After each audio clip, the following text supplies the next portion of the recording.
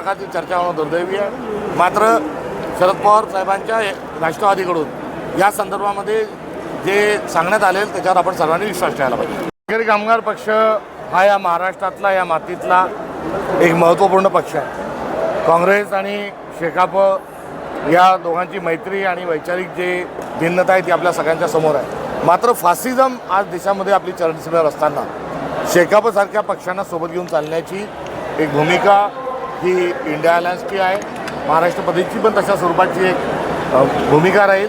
स्वातंत्र्याच्या आधीपासूनचा पक्ष आणि मातीशी आणि कामगारांशी त्यांची जी नाळ जी जोडलेली आहे ती फार महत्त्वाची आहे आणि अशा पक्षांची वर्तमानात आणि भविष्यात नितांत आवश्यकता आहे।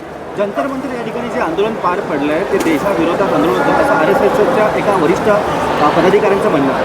काय जंतर मंतर आंदोलन देशविरोधी आहे, त्यामुळे देशासाठी जे जे काम करतात त्यांना ते विरोधक वाटतात। सर, अगदी या सामन्यात आज आक्रलेख असा देखील आला आहे की केंद्रात जे आहे ते शिक्षण मंत्री पद देवेंद्र फडणवीस यांना दिलं जाणार आहे आणि त्या संदर्भात पंतप्रधान यांनी देखील चर्चा केली असं सामन्यात लिहिलं। देवेंद्र फडणवीसांचं एकंदरीत पाताळयंत्री त्यांचा स्वभाव आणि मनुवाद्यांना दार्जिनं असणारी त्यांची जी भूमिका आहे आणि थेट रेशीम बागेतून ते तयार झालेले असल्यामुळे ही शिक्षण व्यवस्था पूर्ण बदलण्याकरता आणि केसानी गळा कापण्याचं कौशल्य त्यांच्याजवळ असल्यामुळे ते या पदावर जातील ही जी शक्यता वर्तवली जाते ती काही चुकीची नाही।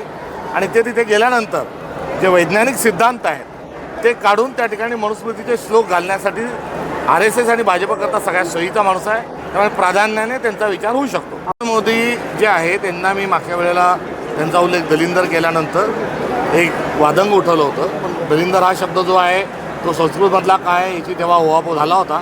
मात्र आज त्याच्या पुढे जाऊन नरेंद्र मोदी जे आहे हे एप्स्टीन फाईलमधले बिलंदर आहे हे आजचं एकंदरीत माझं वक्तव्य होतं आणि ते वक्तव्य एप्स्टीन फाईलच्या सगळा जो लेखाजोखा जो जगात गेलेला आहे आणि त्यातून आपल्या पंतप्रधानांची जी बदनामी झाली आहे त्याच्यावर कुठलाही खुलासा आला नाही।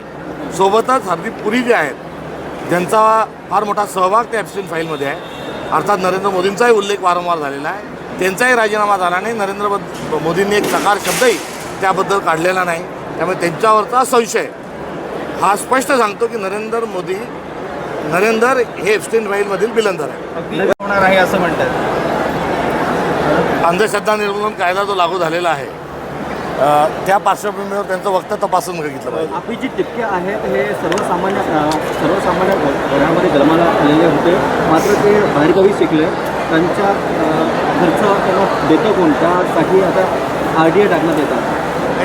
कोणी सरकारच्या विरोधात कोणी बोललं की त्याचं चारित्र्य हनन करणं, त्याच्यावर आर्थिक स्वरूपाचे आरोप करणं, खोटे आरोप करणं हा भारतीय जनता पक्षाचा हा हातखंडा त्याच्यात आहे आणि ती त्याची मोठं सपरेट आहे। नवी मुंबईला भेटलेले आहेत महायुतीमधले नेते आघाडीमध्ये, त्यामुळे महायुतीत आता पुन्हा एकदा ती नाराजी महायुतीमध्ये ही परमनंट आहे आणि गँग ऑफ ट्रिपल इंजिन सरकार आहे, टोळी युद्ध त्यांचं सुरूच असतं। अगदी केंद्रात देवेंद्र फडणवीस जातील आणि राज्यात हे आवडते मुख्यमंत्री होतील असं देखील सामन्यात, म्हणजे त्यांचे आवडते मुख्यमंत्री होतील असं सामन्यात लिहिलं आहे। या देशामध्ये नरेंद्र मोदींना हटवून अमित शहांना पंतप्रधान व्हायचं आहे आणि ते करण्याकरता ते स्वतःचा पक्ष नव्हे तर पक्ष फोडून खासदार फोडून ते जे मित्रपक्ष आहेत त्या मित्रपक्षांना ते मजबूत करत आहेत। म्हणजे जेव्हा वेळ येईल तेव्हा या सगळ्या मित्रपक्षांनी त्यांचं नाव सांगावं म्हणून अमित शहांना पंतप्रधान होण्याची घाई जी झालेली आहे त्यातून शिवसेना एकनाथ शिंदे गटाला त्यांनी जवळ धरलेलं आहे। हे राजकीय एकंदरीत विश्लेषण सत्य आहे।